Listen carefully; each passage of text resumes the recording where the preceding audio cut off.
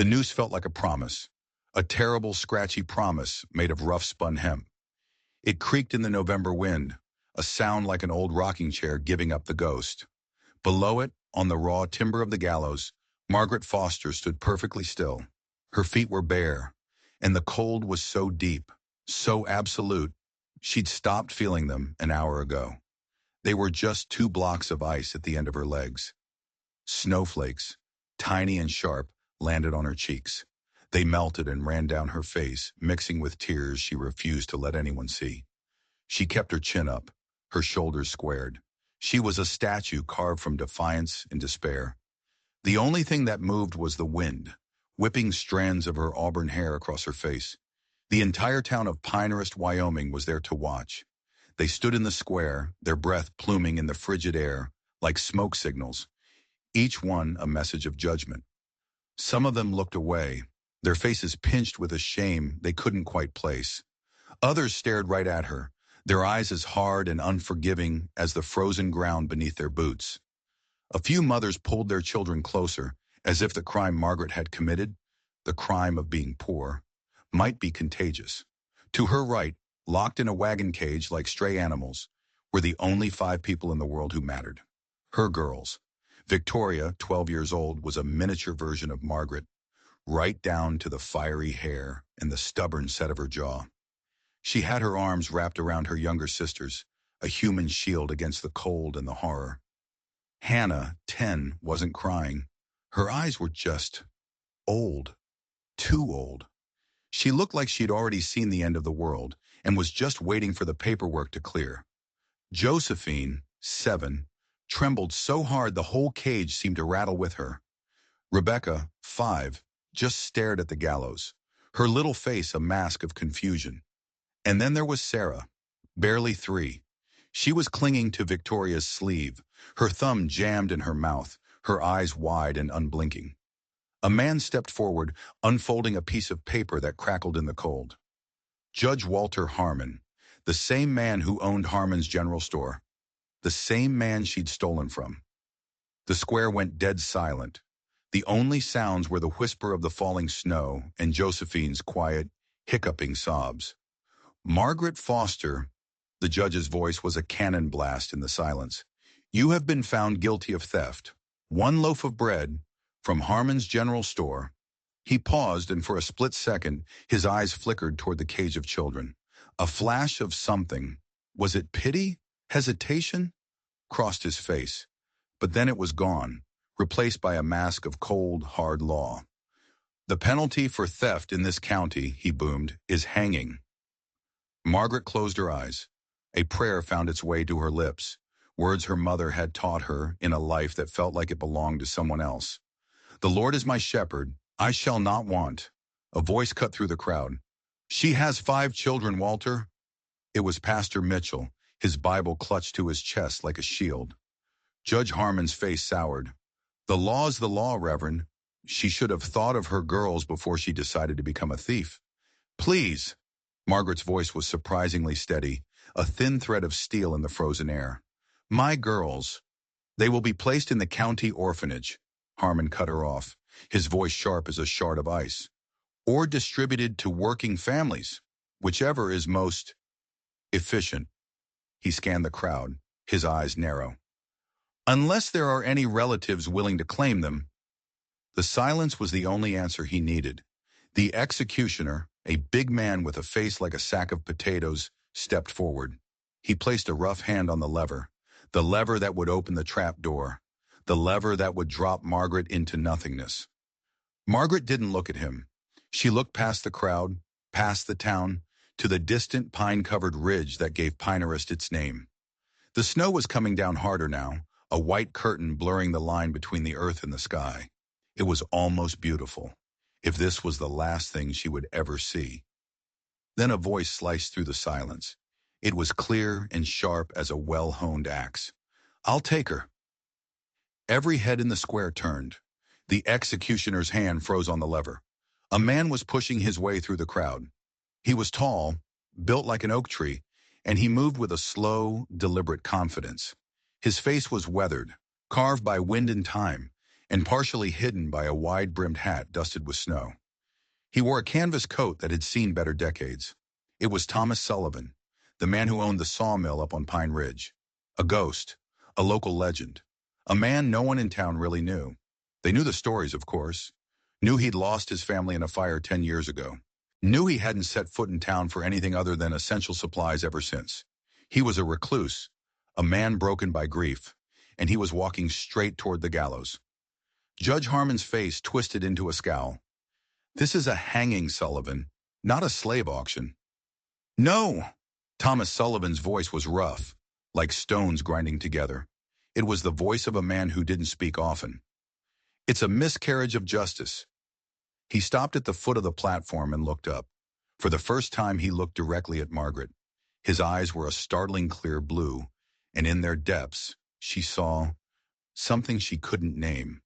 I'll settle her debt, he said, his voice carrying across the entire square. Whatever she owes for the bread, and I'll take her, and the children. A murmur went through the crowd like a shockwave. Margaret stared down at him, this stranger, this impossible savior. Her heart, which had been a cold, dead stone in her chest, suddenly hammered against her ribs so hard she thought they might crack. The law demands, Harmon started, his face turning a blotchy red. The law demands justice, Sullivan cut him off, his voice dropping, becoming more dangerous. Not 5 orphans. You want to teach this town a lesson, Judge? Let the lesson be that mercy feeds more mouths than punishment ever will. Something shifted in the air. The crowd wasn't just murmuring now. People were nodding. A few men shouted their agreement. Pastor Mitchell stepped forward, holding his Bible high like a victory banner. Amen, Mr. Sullivan. Amen to that. Judge Harmon's eyes darted around the square. He was a politician at heart. He could read the mood of a crowd, and the mood had turned against him. He was losing control. He looked back at Margaret, his face a mask of pure venom. Mrs. Foster, he spat, do you accept this arrangement? Margaret swallowed, her throat raw.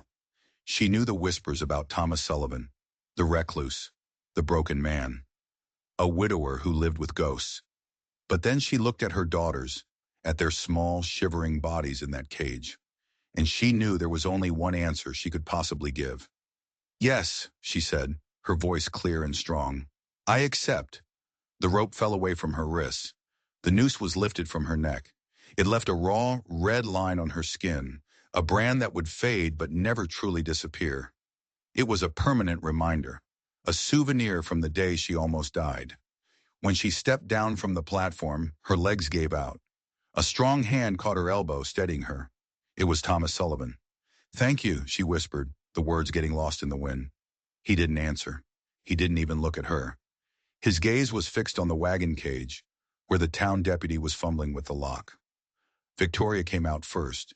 She walked slowly, hesitantly, like she was stepping onto thin ice. Then her eyes found Margaret, and she broke into a run. Margaret fell to her knees in the snow, her arms outstretched.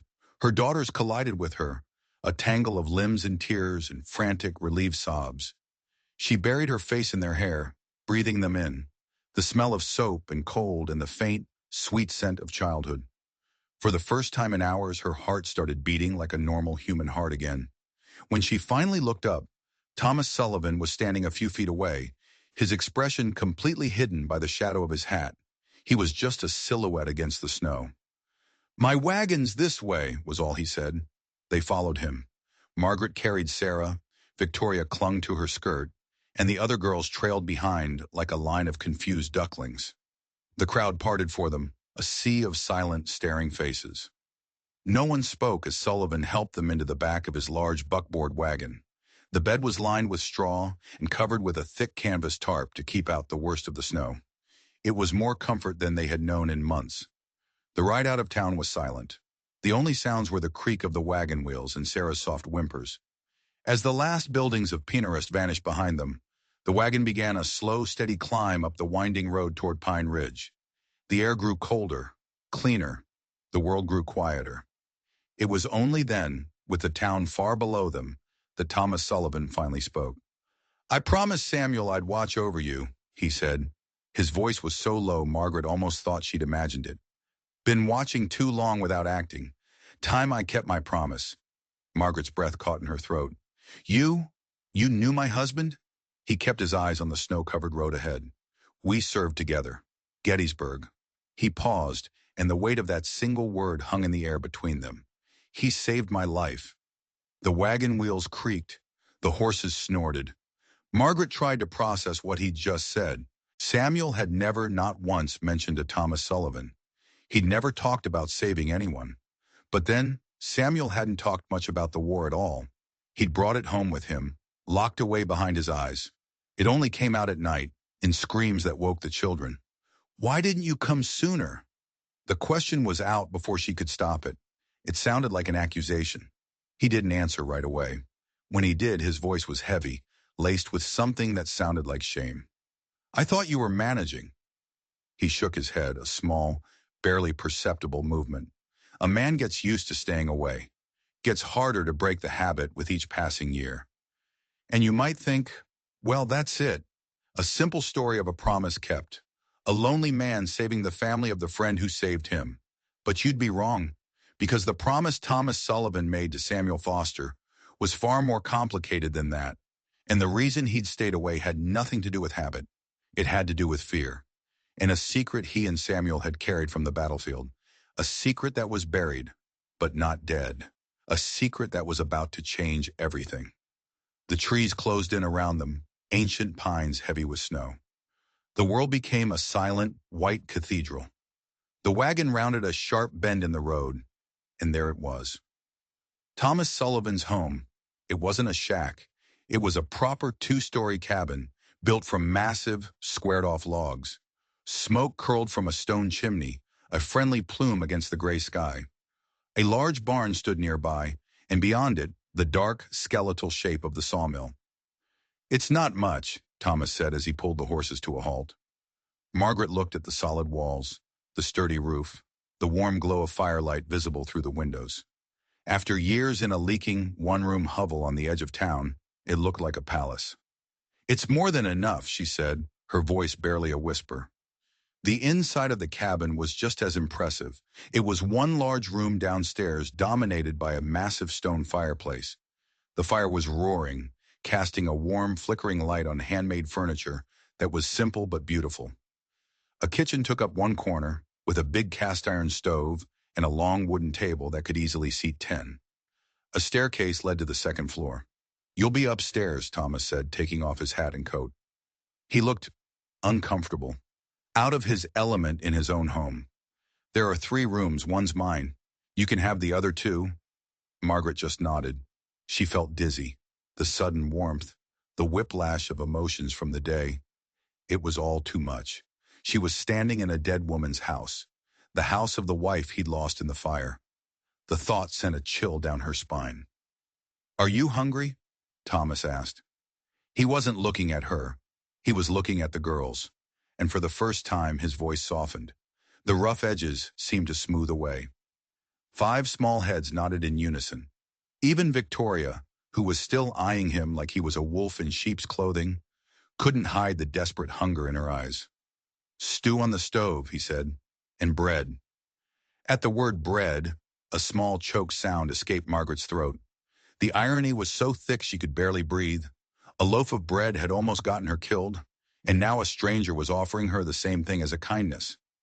Thomas finally met her eyes, and for a second, a flicker of something passed between them. Understanding. He didn't say another word. He just turned to the stove and started ladling thick, rich stew into bowls. That first meal was silent. The girls ate like they hadn't seen food in a year, which wasn't far from the truth. Thomas kept his eyes on his own bowl. He didn't speak. He just ate, a solitary man at the head of a table that was suddenly, shockingly full. Later he showed them upstairs. The 2 spare rooms were simple. A bed in each, a chest of drawers, a small table. But they were clean and warm. These were meant for children, Margaret said softly. She ran her hand over a small bird carved into one of the bedposts. It was worn smooth from the touch of small hands. Thomas stiffened. Yes. That was all he said. He didn't offer any more information, and Margaret didn't ask. The town whispers were enough. A wife and a son, lost in a fire. Some wounds are too deep to go poking at. Thank you, she said instead, for everything. He just gave a single sharp nod and turned to leave. At the doorway, he paused. I rise early for the mill. I'll try not to wake you. Then he was gone. Margaret put the girls to bed. They slept in their clothes, huddled together for warmth and comfort. The two younger girls in one bed, the three older in the other. I don't trust him, Victoria whispered in the dark, long after the others had fallen asleep. She was on the floor on a blanket beside Margaret's bed, a self-appointed guard. He knew your father, Margaret whispered back, stroking her daughter's hair. So he says, Victoria shot back. Her voice was sharp. Why would Papa never mention him? A man he served with? A man who saved his life? It doesn't make sense. The question hit a little too close to home. It was the same question Margaret had been asking herself. Your father kept a lot of things about the war to himself, she said gently. What if he wants something? Victoria pressed. People don't just save a family for no reason. There's always a price. Margaret didn't have an answer for that. She'd seen the way men looked at a widow with 5 daughters.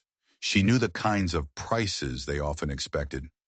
We'll be careful, she said, but for tonight, we're safe and we're warm. Let's just be grateful for that. Eventually, Victoria's breathing evened out into sleep, but Margaret lay awake for a long time listening. The sounds of the cabin were all new. The groan of settling logs, the whistle of wind in the eaves, and another sound. Footsteps, downstairs pacing, back and forth, back and forth. It was Thomas Sullivan. He was awake too. She thought about the noose, the trap door, the crowd, and she thought about this strange, silent man who had pulled her back from the edge. A man who claimed to be her husband's friend, yet was a complete stranger. A man who had saved them, but whose own home felt like it was haunted.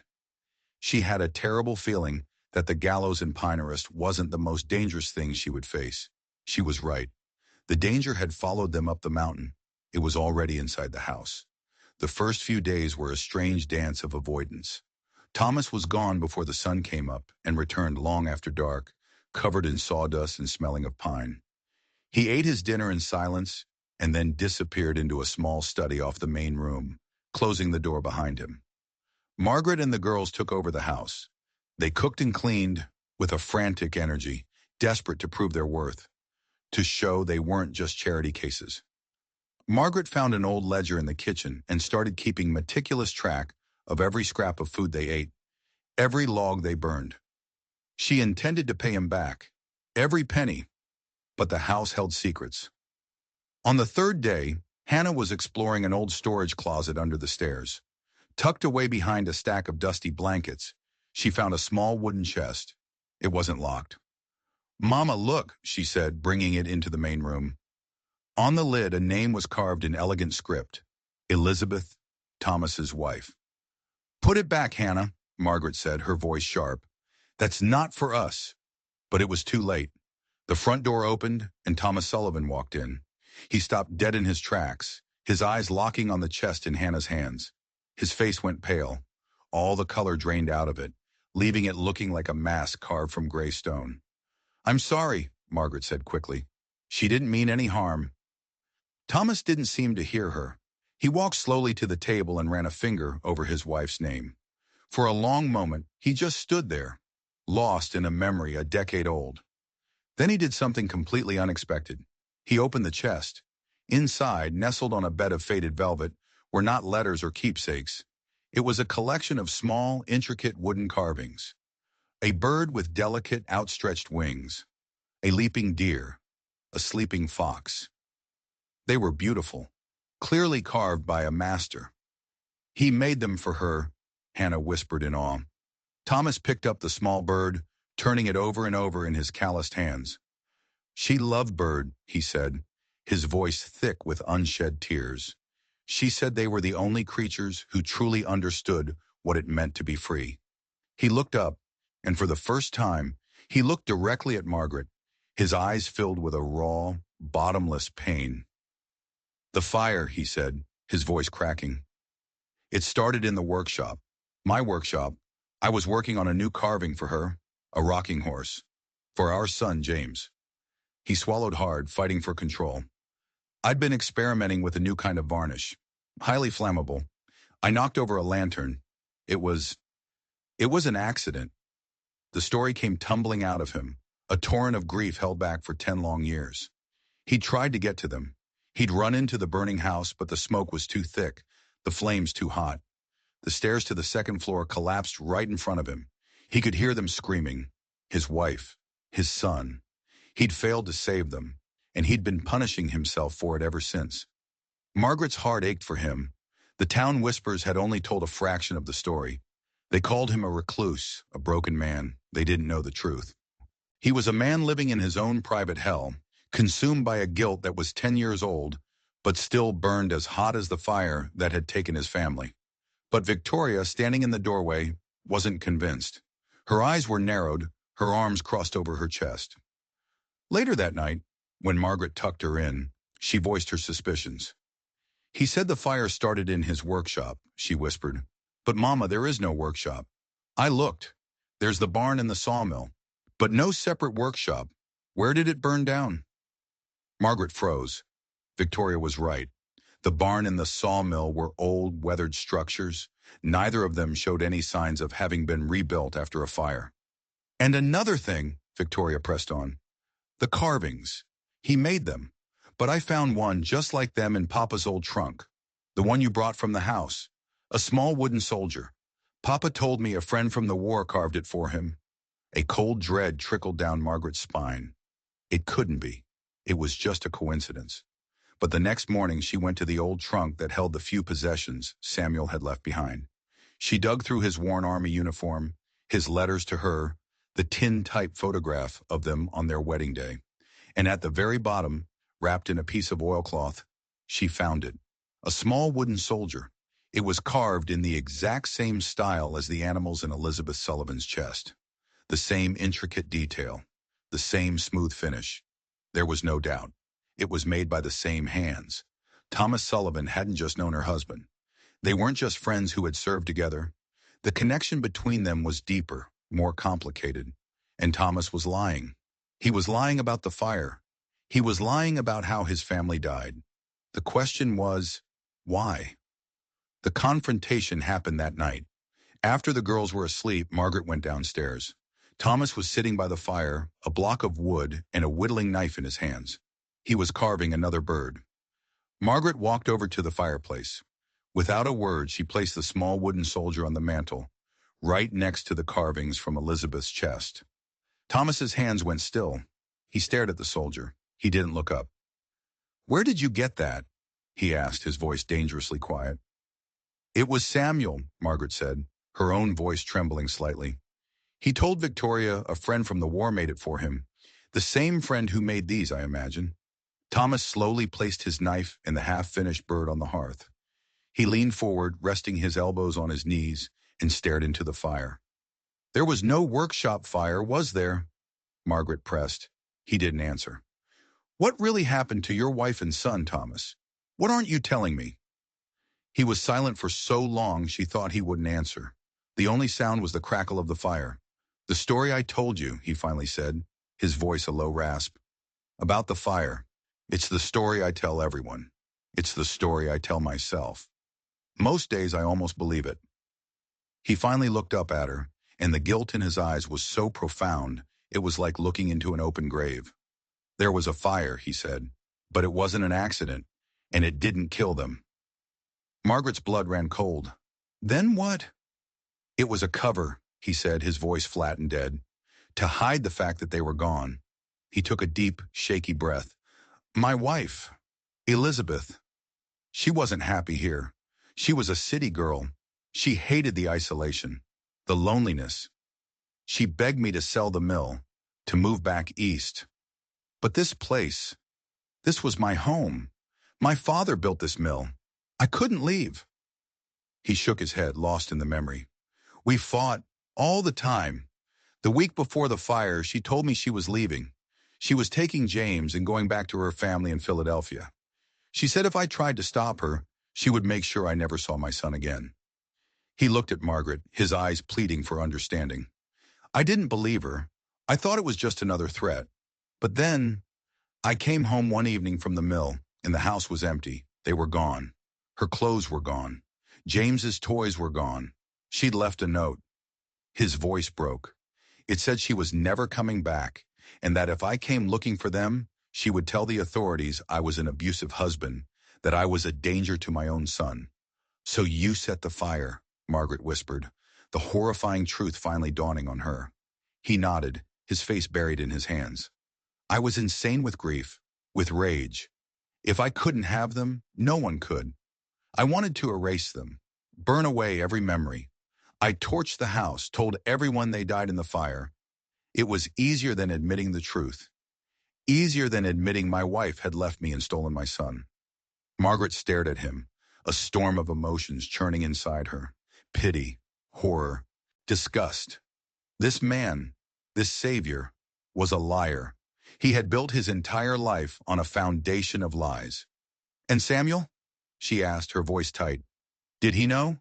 Thomas nodded again, not looking up. He was the only one I told. He found me. After. He helped me make it look convincing, helped me build this new cabin. He was a good friend. A good friend who helped you cover up a crime. A good friend who kept your terrible secret. Everything suddenly clicked into place. Why Samuel had never mentioned Thomas. Why he had seemed so haunted by the war. It wasn't just the battlefield that had scarred him. It was this dark, terrible secret he had helped his friend bury. And the promise. The promise wasn't just to look after Margaret and the girls if something happened to Samuel. It was a promise between two men bound by a lie. If the truth ever came out, Thomas would protect Samuel's family. And if Thomas was ever exposed, Samuel would protect him. It was a pact, a conspiracy, and Margaret and her daughters were now standing right in the middle of it. You might think that this is the final, terrible secret, the dark truth at the heart of Thomas Sullivan's grief. But you would be wrong, because the lie Thomas told Margaret that night was even bigger than the lie he told the town. The truth was far, far worse, and a 10-year-old girl with eyes too old for her face was about to uncover it.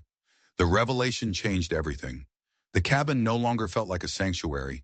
It felt like a cage. Margaret was trapped. Winter had set in for good, piling snow deep against the doors and windows.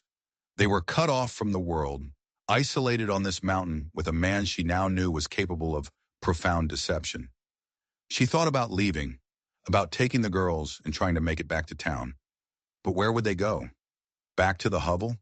Back to the mercy of Judge Harmon?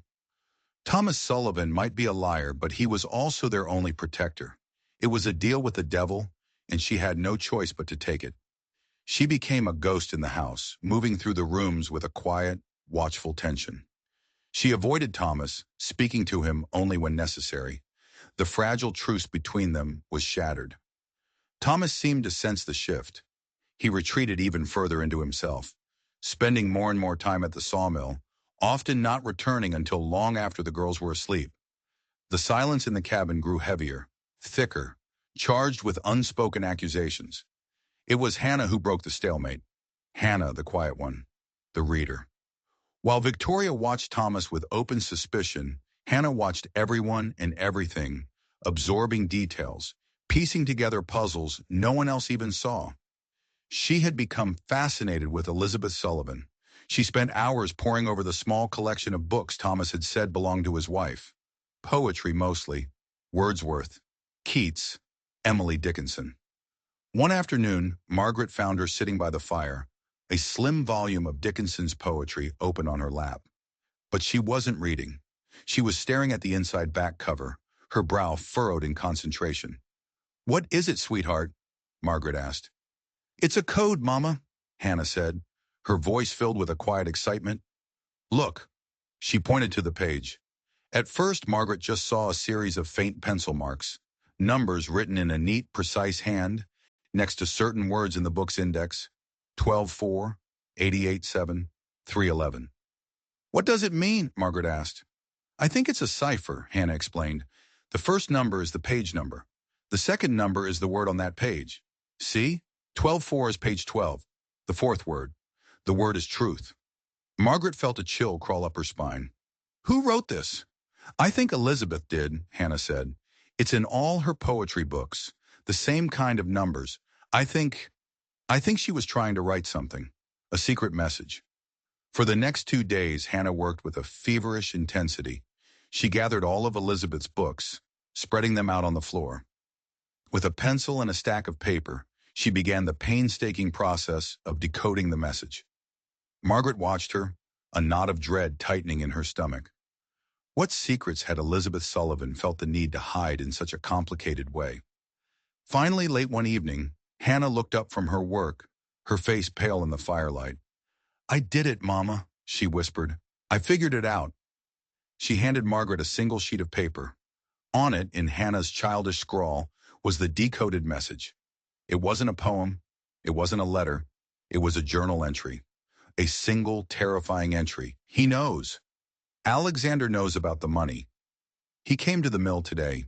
He threatened Thomas. He said if we don't pay him, he will take what is owed to him.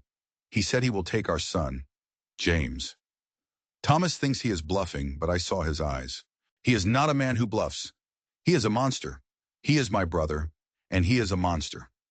I am afraid. I have to hide this. I have to warn Thomas.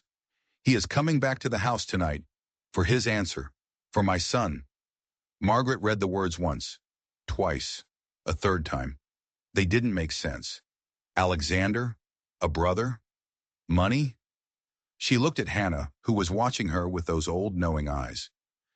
It doesn't make sense, Margaret said, her voice shaking. Thomas said his wife left him. He said she took James. No, Mama, Hannah said softly. Thomas said he told you she left him. He didn't say it was the truth. The truth. The fourth word on the 12th page. The truth was that Elizabeth and James hadn't left. They had been taken, and Thomas Sullivan had lied about it for 10 years. He hadn't just covered up his wife leaving him. He had covered up the kidnapping of his own child. The lie wasn't about protecting his pride. It was about protecting something else, something far more valuable, himself. Suddenly, Thomas's reclusiveness, his paranoia, his avoidance of the town, it all made a terrible kind of sense. He wasn't hiding from his grief. He was hiding from the man who took his son, a man who was still out there, a man who was Elizabeth's own brother. And then, the final horrifying piece of the puzzle clicked into place. Margaret remembered something Thomas had said the very first night, sitting by the fire. He'd told her about Samuel, how they had served together, how they had a bond forged in the war. But then he had said something else, something that had seemed insignificant at the time. He had mentioned a third man, a business partner, a man who had helped them buy the sawmill after the war, a man who, according to Thomas, had cheated them both and disappeared years ago. Margaret scrambled for the memory, her mind racing. What was his name? Thomas had said his name. Alexander. Alexander Pierce. The man who had partnered with Thomas and Samuel. The man who had disappeared. And the man who had kidnapped Thomas's son. The secret wasn't just Thomas's. It was Samuel's too. Her husband had known. He had known that his business partner was a kidnapper. He had known James Sullivan was not dead. And he had never said a word. The promise he'd extracted from Thomas on that battlefield. It wasn't about looking after his family out of friendship. It was blackmail. It was the price of Samuel Foster's silence. The air in the cabin became poison. Every glance from Thomas felt like a threat.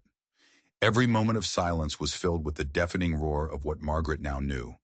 She had to get her daughters out. Now. She started making a plan in secret. She began stashing small amounts of food, dried meat, hard biscuits, in a sack hidden under her bed. She repaired the girls' worn-out boots, stitching the leather with thread she'd unraveled from an old grain sack. Victoria knew something was wrong. "What are we doing, Mama?" she asked one night, her voice a low whisper. "We're leaving," Margaret whispered back. "As soon as the snow breaks." "Where will we go?" "I don't know," Margaret admitted. "Anywhere but here." But their escape plan was cut short. One morning, a rider appeared on the trail leading up to the cabin. It wasn't Thomas, who was already at the mill. It was a stranger. He was dressed like a city man, in a dark wool coat and a fine hat. He rode a handsome black horse that looked completely out of place in the rugged wilderness. Margaret herded the girls into the back of the cabin, her heart hammering against her ribs. She watched through a crack in the curtains as the man dismounted and approached the front door. He knocked, a sharp, confident rap. Margaret held her breath. She didn't move. She didn't make a sound. After a long moment, the man seemed to give up. He walked around the cabin, peering in the windows. Then he went to the barn. He was gone for a few minutes, and when he came back, he just stood in the yard staring up at the house. There was a look on his face, a look of cold, calculating patience. He knew they were in there. He was just waiting. Finally, he mounted his horse and rode away, back down the mountain toward town. Margaret didn't relax until he was completely out of sight. That night, when Thomas returned from the mill, she confronted him. She had to know. "A man came here today," she said, her voice flat and cold. "A stranger. Well-dressed. He was looking for you." Thomas froze, a piece of firewood halfway to the hearth. He slowly set the wood down and turned to face her. His face was a gray, grim mask. "What did he look like?" "Tall," Margaret said. "Dark hair. Riding a black horse." Thomas closed his eyes. A muscle in his jaw twitched. "Alexander," he whispered. "He's back," Margaret stated. It wasn't a question. "Yes." "Why?" she demanded. "After all this time, why now?" Thomas sank into the chair by the fire, his big frame suddenly looking old and defeated. "He knows," he said. "Somehow he knows Samuel is dead." Margaret stared at him, confused. "What does Samuel have to do with it?" "Everything," Thomas said, his voice heavy, with a despair so profound it seemed to suck the warmth from the room. "The promise I made Samuel, it wasn't just about protecting you. It was about protecting me. Samuel knew the truth about what Alexander did. He was the only other person who knew." He looked up at her, his eyes filled with a desperate, hunted look. "As long as Samuel was alive, Alexander stayed away. He knew that if he ever came near me or my property, Samuel would go to the authorities. Samuel was my insurance, my protection. But now Samuel is dead," Margaret finished, the terrible logic falling into place. "And your protection is gone." "Yes," Thomas said. "Now he thinks he can come back. He thinks he can finish what he started." "Finish what?" Margaret asked, though she was afraid she already knew the answer. Thomas looked around the cabin, at the solid log walls, the heavy timber beams. He looked at the shotgun resting above the fireplace. "This land," he said, his voice barely a whisper. "The mill, it's not just land, Margaret. There's silver in these hills. A lot of it. My father found the vein years ago, but he kept it a secret. He knew what a silver strike would do to this place, the kind of vultures it would attract." He took a ragged breath. "I was a fool. I told Alexander. I trusted him. He was my partner. I thought we would mine it together, build a future for our families. But he didn't want a partner. He wanted it all. The kidnapping wasn't just about a child. It was about leverage. It was about getting Thomas out of the way. He thought if he took my son, I would crumble," Thomas said, his voice thick with self-loathing. "He thought I would sell him the mill, the land, everything, just for the chance to get James back. But I didn't. I lied. I told him I didn't care. I told him to keep the boy, that I would start a new family. It was a bluff, a desperate, insane bluff to call Alexander's hand. He thought if Alexander believed he had no leverage, he would bring James back. But he had miscalculated. Terribly. He never brought him back," Thomas whispered. "He just disappeared. And I've been waiting for him to return ever since. Waiting and hiding." The cabin wasn't a home, it was a fortress. The reclusiveness wasn't about grief. It was about survival. He had been living like a prisoner on his own land for 10 years, waiting for the monster to return. And now the monster was back. And he knew that the one man who could testify against him was dead. "He wants the silver," Margaret said. "He wants everything," Thomas corrected. "And he will remove anyone who stands in his way." He looked at Margaret, his eyes filled with a terrible, dawning horror. "He saw you. He saw the girls. He knows you're here." Suddenly, Margaret wasn't just a witness to a 10-year-old crime. She and her daughters were the next obstacle. The siege began the next day. It wasn't a frontal assault. It was a war of nerves. Alexander Pierce was smart. He knew the cabin was solid, easy to defend. So he decided to wait them out. He started by cutting them off. The trail down to Pinnerest was blocked by a fallen tree that was too large for one man to move. Their connection to the outside world was severed. Then the nights became a torment. They would hear noises outside, a branch snapping, a low whistle, a shadow moving just at the edge of the firelight. He was reminding them he was there, watching, waiting. Inside the cabin, the tension was unbearable. Thomas became a different man. The quiet, grieving recluse was gone, replaced by a hard, vigilant soldier. He barely slept. He spent his nights by the window, the shotgun across his lap, his eyes scanning the darkness. Margaret and the girls became his unwilling army. He taught Margaret and Victoria how to load and fire the shotgun and a smaller rifle he kept hidden in his study. He drilled them on what to do if Pierce tried to get in. "You shoot to kill," he told them, his voice cold and flat. "You don't hesitate. He won't." Days turned into a week. Their food supplies began to dwindle. The fire, once a source of comfort, now felt like a beacon, advertising their location to the man in the woods. The breaking point came one night during a blizzard. The wind howled like a banshee, rattling the windows and shaking the very foundations of the cabin. Suddenly, a new sound cut through the storm. A loud, splintering crack from the back of the house. Thomas grabbed the shotgun. "Stay here," he ordered Margaret.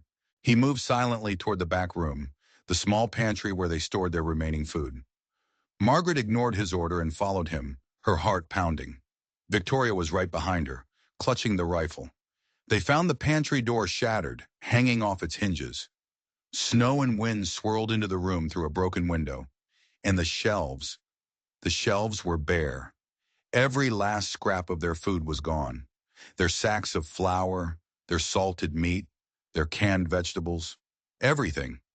Pierce hadn't tried to break in and attack them. He had been much smarter than that. While the storm provided cover, he had broken into the pantry from the outside and stolen their food. He wasn't going to storm the cabin. He was going to starve them out. Despair, cold and absolute, settled over Margaret. They were trapped. They would freeze or starve. There was no escape. Thomas, however, seemed to have a different reaction. As he stared at the empty shelves, the despair on his face was slowly replaced by a cold, hard fury. A dangerous light ignited in his eyes.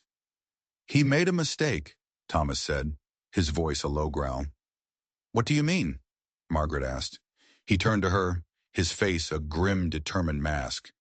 "He thinks he's taken everything. He thinks he's left us with nothing." He looked past her, toward the hearth, where his whittling tools lay. "But he's wrong.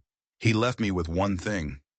He walked back into the main room and picked up a block of pine and his whittling knife. He sat by the fire and began to carve. His hands moved with a speed and precision that was mesmerizing. "What are you doing?" Margaret asked, bewildered. "He's out there waiting for us to starve, and you're carving a toy?" Thomas didn't look up. "I'm not carving a toy," he said, the knife flashing in the firelight. "I'm making a key." He worked through the night. As the storm raged outside, he carved. Margaret and the girls watched him, huddled together for warmth, not understanding what he was doing, but sensing that something had shifted. The hunted had decided to become the hunter. As dawn broke, Thomas finished. He held up what he had made. It wasn't an animal. It wasn't a soldier. It was a key, a large, ornate, wooden key. "What does it open?" Victoria asked. Thomas stood up and walked to the massive stone fireplace that dominated the room. He ran his hands over the stones, counting them. He stopped at one particular stone, just to the left of the firebox. He pressed it. With a low groan, the stone shifted inward, revealing a dark, hidden keyhole. He inserted the wooden key. He turned it. There was a loud clank, and then a section of the fireplace wall swung inward, revealing a dark, narrow passage, a hidden door. "My father was a paranoid man," Thomas said, a grim smile touching his lips. "He didn't trust banks, and he didn't trust his neighbors." He lit a lantern. "He built this place with a way out." The passage led to a tunnel, cold and damp, that sloped downward into the earth. It was a secret escape route, leading from the cabin to a hidden exit in a rocky outcropping deep in the woods a half-mile away. "Where does it go?" Margaret whispered. "To the old mine," Thomas said. "The place where my father found the silver." He looked at Margaret, the lantern light casting flickering shadows on his face. "Alexander thinks he has us trapped. He's probably out there right now watching the cabin, waiting for us to get hungry enough to make a mistake." He picked up the shotgun. "But we're not going to wait.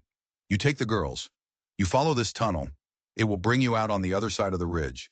From there you can make it to the old logging road. You follow it east for 5 miles. You'll hit the next town. You'll be safe." "What about you?" Margaret asked, her heart sinking. "You're coming with us." He shook his head. "No, I'm not running anymore. For 10 years I've been hiding. For 10 years I've let him believe he won. Not anymore." He handed her the lantern. "Someone has to stay behind and make sure he follows the right person." He was going to lead Alexander Pierce away, on a wild goose chase through the mountains. He was going to sacrifice himself to give them time to escape. "No, Thomas," Margaret pleaded. "Don't do this." "I have to," he said, his voice gentle but firm. "I owe it to Samuel. I owe it to James. And I owe it to you." He touched her cheek, his calloused fingers surprisingly soft. "Now go, and don't look back."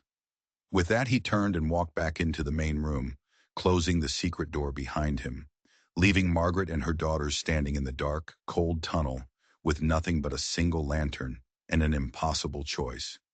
And you might think this is the climax, the final, desperate plan, but you would be wrong. Because what Thomas Sullivan didn't know, what no one knew, was that there was a third player in this deadly game. Someone else was on the mountain, and he had been watching them all. The tunnel was cold and tight. It smelled of damp earth and secrets. Margaret led the way, holding the lantern high. The girls followed her in a silent, frightened line, their small hands clutching at each other. The tunnel ended at a heavy wooden door, braced with iron. Margaret pushed it open, and they stepped out into the pre-dawn gloom. They were in a thick grove of pine trees, shielded from view. The air was bitingly cold. The blizzard had passed, leaving behind a world of pristine, silent white. Margaret looked back in the direction of the cabin. She couldn't see it, but she could feel it. She could picture Thomas in there, stoking the fire, making noise, creating the illusion that they were all still trapped inside, buying them time. "Come on," she whispered, herding the girls forward. They followed the ridge, just as Thomas had instructed. The snow was deep, making every step a struggle. The girls were exhausted and hungry, but they didn't complain. They just trudged on, their faces grim with a determination that broke Margaret's heart. After what felt like hours, they found it. The old logging road.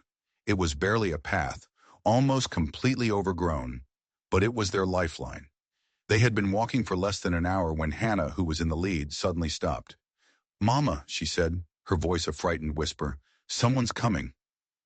Margaret pulled the girls off the road into the cover of the dense trees. She peered through the branches. In the distance, a figure on horseback was approaching. Her first thought was that it was Alexander Pierce, that he had somehow figured out their plan. But as the rider got closer, she realized it wasn't him. This man was younger. He was dressed in rugged, practical clothes, and he sat on his horse with an easy, confident grace. He had a rifle slung over his back. As he drew nearer, Margaret could see his face. He was young, no more than 20, and there was something familiar about him. The set of his jaw, the color of his eyes. It was like looking at a younger version of Thomas Sullivan. The rider pulled his horse to a halt right where they had stepped off the road. He dismounted, his eyes scanning the tracks they had left in the snow. "I know you're in there," he called out. His voice was steady, calm. It held no menace. "I'm not going to hurt you. I'm looking for Thomas Sullivan." Margaret's mind reeled. Who was this boy? How did he know Thomas's name? Victoria, ever the protector, raised the rifle Thomas had given them. But Margaret put a hand on her arm, stopping her. Something about this young man, an instinct she couldn't explain, told her he wasn't a threat. Slowly she stepped out from behind the trees. The girls followed, huddling behind her. The young man's eyes widened in surprise when he saw them. He stared at Margaret, then at the five girls. Who? Who are you? He asked. I could ask you the same question, Margaret said, her voice steady. The young man hesitated for a moment, then seemed to make a decision. My name is James, he said. Margaret's breath caught in her throat. It couldn't be. It was impossible. James. Sullivan? She whispered. He nodded, his eyes never leaving her face. I believe so. I've come a long way to find my father. The story he told was almost too incredible to believe. He hadn't been in Philadelphia. Alexander Pierce had taken him west, to the mining boomtowns of Colorado. He had raised James as his own son, giving him a new name, James Pierce. He had told James that his father, Thomas, had been a coward who had died in a fire he had set himself. But as James grew older, he started to question the stories. He had memories, fragmented and dreamlike, of another life, a log cabin, a mother who sang to him, a father who carved him wooden animals. He had started digging into Alexander's past. He found letters. He found old business records. And he found the truth. He had run away 2 months ago, determined to find his real father. He had tracked him here, to Pinehurst. He'd arrived in town only yesterday, and when he'd asked about Thomas Sullivan, the stories the townspeople told him, about the recluse on the mountain, about the family he'd lost in a fire, had confirmed his suspicions. He had ridden up the mountain this morning, hoping to find his father. Instead, he'd found them. As he finished his story, a sound echoed through the silent woods. A single gunshot. It came from the direction of the cabin. James's head snapped up, his hand immediately going to the rifle on his back. What was that? It's Thomas, Margaret said, her voice filled with a terrible dread. He stayed behind, to lead Pierce away from us. Without another word, James swung himself back onto his horse. Which way? He demanded. Margaret pointed back the way they had come. Get to town, James ordered. Find the marshal. Tell him everything. He looked down at Margaret, and in his eyes she saw the same fierce, protective light she had seen in Thomas's. I'm going to get my father. He spurred his horse and galloped back down the logging road, disappearing into the trees, leaving Margaret and her daughter standing in the snow, caught between a past that was a lie and a future that was more uncertain than ever. The final confrontation was about to happen. A father who thought his son was dead, a son who thought his father was a coward, and a monster who had spent a decade trying to keep them apart. They were all about to have a family reunion, and it was going to be hell. The final act played out in a theater of snow and pine. James rode like the devil was on his heels. He found the cabin, its chimney still smoking, a lie in the winter air. But the house was empty. He circled it, his eyes scanning the ground. He found 2 sets of tracks leading away from the house, heading deep into the woods. One was a man's heavy stride. The other was lighter, more deliberate. He followed them. He found them in a small clearing, not far from the hidden exit of the tunnel. Thomas and Alexander Pierce were facing each other. Alexander had a pistol. Thomas had his shotgun. It was a standoff. You're a hard man to kill, Sullivan, Alexander was saying, his voice a low sneer. Not as hard as you're going to be, Thomas growled back. From the cover of the trees, James watched, his heart pounding. This was it, the moment of truth. The man who had raised him and the man who was his father, locked in a deadly dance. Where are they? Alexander demanded. The woman and the brats. They're not in the cabin. They're long gone, Thomas said. You lose, Alexander. I never lose, Alexander spat. He raised his pistol. But at that exact moment, James stepped out from behind the trees, his own rifle leveled squarely at Alexander's chest. Drop it, James said, his voice as cold as the winter air. Both men froze. Alexander stared at James, his face a mask of disbelief. James, what are you doing here? Thomas stared at him too, his face filled with a raw, astonished hope. He mouthed the name, but no sound came out. James. I said drop it, James repeated, his voice harder this time. He's lying to you, son, Alexander said, trying to regain control. This man is a murderer. He's the one who set the fire. No, James said, his voice flat. You are. I remember, Alexander. I remember everything. The lie was broken. The truth was out. And in Alexander Pierce's eyes, James saw not remorse, but pure, cornered rage. With a snarl, Alexander swung his pistol, not at Thomas, but at James. Two shots exploded in the silent woods, so close together they sounded like one. Alexander Pierce crumpled to the snow, a dark stain spreading across his chest. He fell without a sound. James stood, his rifle still smoking, but he hadn't fired the fatal shot. Across the clearing, Thomas Sullivan stood over the body, his shotgun also smoking. He had fired a split second before James. He had saved his son's life. For a long moment, father and son just stared at each other across the snow-covered clearing. 10 years of lies and loss and pain stood between them. "You came back," Thomas whispered, his voice choked with emotion. "You never left," James said, a single tear tracing a path down his cold cheek. The long winter was finally over. The spring that followed was a time of healing. The secrets of Pine Ridge were laid to rest with Alexander Pierce. The U.S. Marshal came, and Margaret told him everything. The story of the stolen bread, the hanging, the kidnapping, the siege. Judge Harmon was removed from his position, his petty tyranny finally brought to an end. Up on the mountain, a new family was being forged.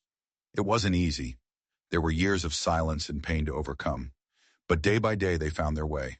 Thomas and James started working the mill together, the shared labor bridging the gap between them. James, with his city knowledge, brought new ideas, new energy. Thomas, with his years of experience, taught his son the rhythms of the forest, the language of the wood. And Margaret and her girls, they brought the house back to life. Their laughter filled the rooms that had been silent for so long. They planted a garden in the rich soil behind the cabin. Daffodils, just as Margaret had promised Sarah, bloomed in the spring sun. Victoria, her suspicions finally laid to rest, became James's shadow, fascinated by this older brother figure who had appeared out of nowhere. Hannah started writing her own stories, epic adventures set in the mountains she now called home. And the younger girls adopted Thomas as their own, climbing into his lap by the fire, demanding stories, treating him with an easy affection that slowly, piece by piece, healed his broken heart. One evening, as the sun was setting, casting long golden shadows across the ridge, Thomas found Margaret by the new garden. He had a small, intricately carved wooden box in his hand. He didn't say a word. He just opened it. Inside, nestled on a piece of velvet, was a simple ring, carved from cedar wood. Margaret looked at him, her eyes shining. "I know I have no right to ask," he said, his voice rough with emotion. "After all the lies, after everything I put you through." "You saved us, Thomas," she said softly. "No," he said, shaking his head. "You saved me."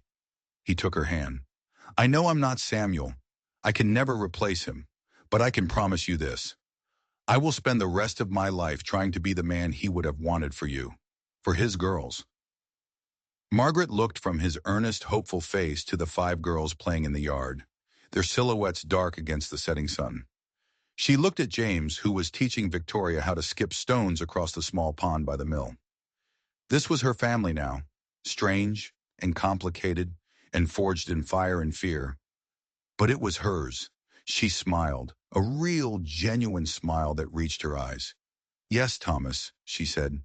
"My answer is yes." They had all been sentenced to death in one way or another, by poverty, by law, by lies, by grief. But here, on this quiet mountain, surrounded by the whisper of the pines, they had found something else entirely. They had found a reprieve. They had found a home. They had found mercy on Pine Ridge. And that's a story worth telling. If you enjoyed this journey and believe that even in the darkest of winters, spring is waiting, then don't forget to like this video and hit that subscribe button, because hope is the one thing that should always go viral. We'll see you next time with another story you won't want to miss.